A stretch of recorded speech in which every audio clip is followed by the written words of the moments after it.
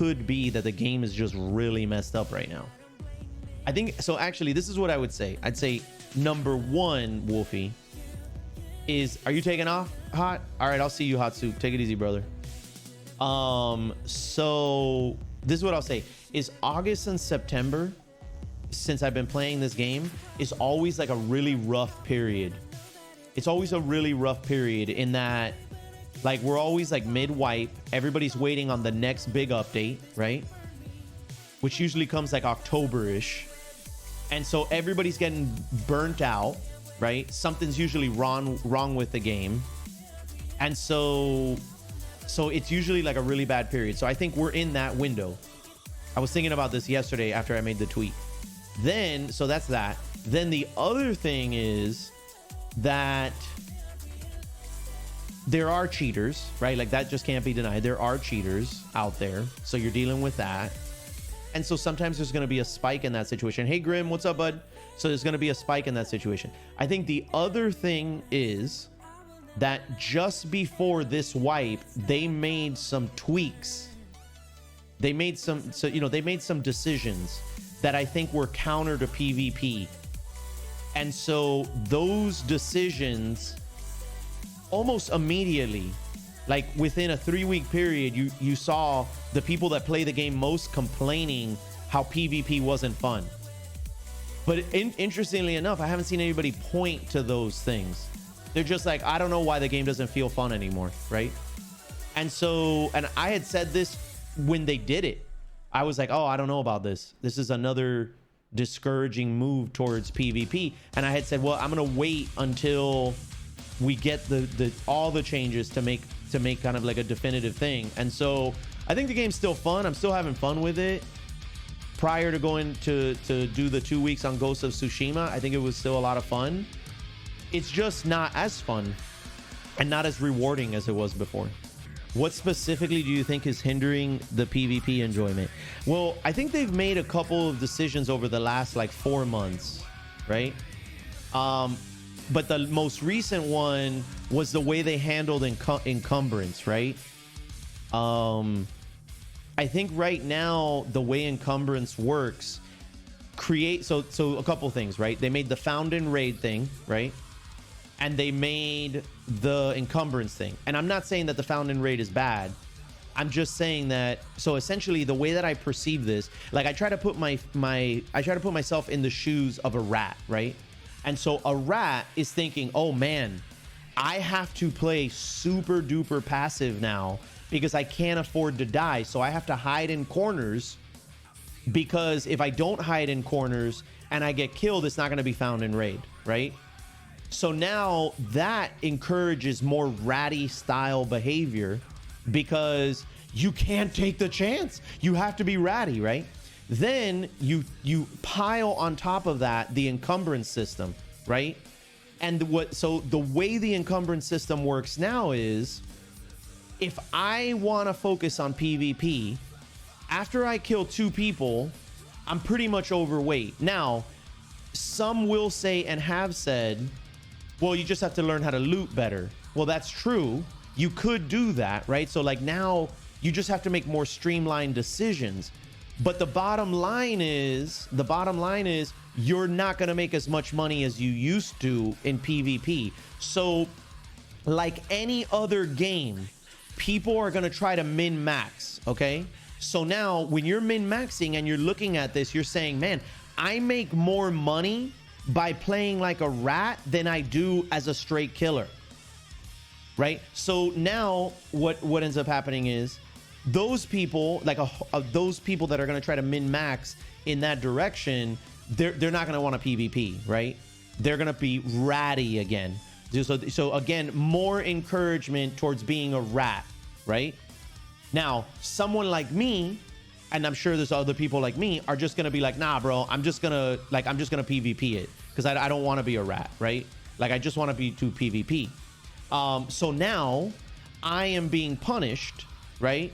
Because so I'm gonna put this out there, and then I'm just gonna string it all together, which is, So now me, I'm just going to be like, forget it. I'm just going to go PvP. I'm level 40 now. I got all the stuff I want to get. I'm just going to go at it. And that's pretty much what I do, right? And that's what I did the last 2 weeks before I did Ghost of Tsushima. And so what ends up happening is now I go into a raid super juiced, right? And let's say I kill a couple guys.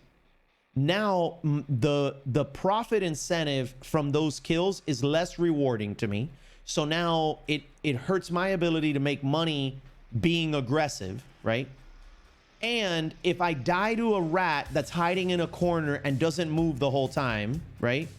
Now that is super discouraging, right? Or when you die to a cheater, it's even worse. So then what happens is the overall morale of the aggressive player is, I don't know, maybe destroyed is hyperbolic, but so now I think using the word diminished is too passive, right? So destroyed is hyperbolic and diminished is too passive. So I think that all of those things together, when you string them together, it hurts PvP. And I'm actually surprised that more people have not connected those dots. So maybe that just means I'm wrong, but I don't know. But I went into it thinking like, oh, I think these are bad PvP decisions. Target acquired. Like Evans, thank you for the 37 months, brother. I just feel like you cannot and you should not be knocking the PvP elements and features of the game habitually and then be surprised that people are complaining that the PvP is not as fun. The profit you gain from the PvP is the satisfaction of a good kill. Who needs good loot? Kappa. Right. So some people will say that, Artificer, but at the end of the day, right? Like, number one, you need to be able to bankroll the big boy runs. Otherwise, you can't do them anymore, right? And then, like I said, the guys that are going to min-max the game in general, right? They're just not going to do it because they already were kind of ratty to begin with. One of the things that we ran a little bit of was we did some testing with the mule specifically and the SJ6. And so, to be frank, I don't think you need the SJ6. If you pop the mule, you're pretty set, right? So I think the issue is that a lot of people still don't know about the mule, and then there's the cost associated with it. If I had to pick two stims to take with me, I think I would take the mule and the Propital, or I'd take the mule and the green one. I forgot what the green one's called now, but it's like an E something or other. But so I do think that these stims kind of negate the issues surrounding the load that you can carry, right? So if you want to focus on PvP, you can still do that by popping a mule. You'll still be effective, right? The only issue here is that, number one, I feel like a lot of people just don't realize this yet. And I think that people that generally tend to shade towards rattiness are not going to do this anyway, right? Now, like, so I think the counter argument there is, well, you know, you can't do anything about rats, right? Like, rats are going to be rats. Yeah, kind of, but I do feel like, I think part of the things that exist currently maybe push some people over the edge into rattiness, if you will. The other thing is, like I said, you know, this is 30K. This is like, I don't know, this is probably going to run you somewhere between 20 and 30K as well. So now your investment is 60,000. And if you don't gamma them, or whatever your container is, you kappa them or whatever, if you don't secure them, then when you do die, you're out the money, right? So you have to kind of make a decision on what you're going to take with you and whatnot. So but yeah, so anyway, but I did want to at least address this, because this does negate some of the encumbrance issues that we were talking about. One other thing to mention about this, though, is that eventually you're going to see stronger side effects from using stims, and as a result there's going to be more, I guess, kind of balance or pros and cons to using these things. So you're going to have to make more cautious decisions before you start popping stuff, you know, before you start popping stims and essentially drugs in game, right? So, but I did at least want to illuminate the fact that that this is the main one you want to have if you want to do PvP, and you want to have, and you don't want to be held back by the encumbrance and be able to try to profit as much as you can. The mule does really kind of get you going in the right direction. So I really think that that's part of it. Like, I think I do think there's cheaters. I think there's always been cheaters, right? I think there's always been cheaters. And so I think there's cheaters. Maybe there's more now than there was before. I don't know. So I think that's that. And then, you know, but I also think this has been a long time coming, because they did something else that I thought like penalized PvP a while back.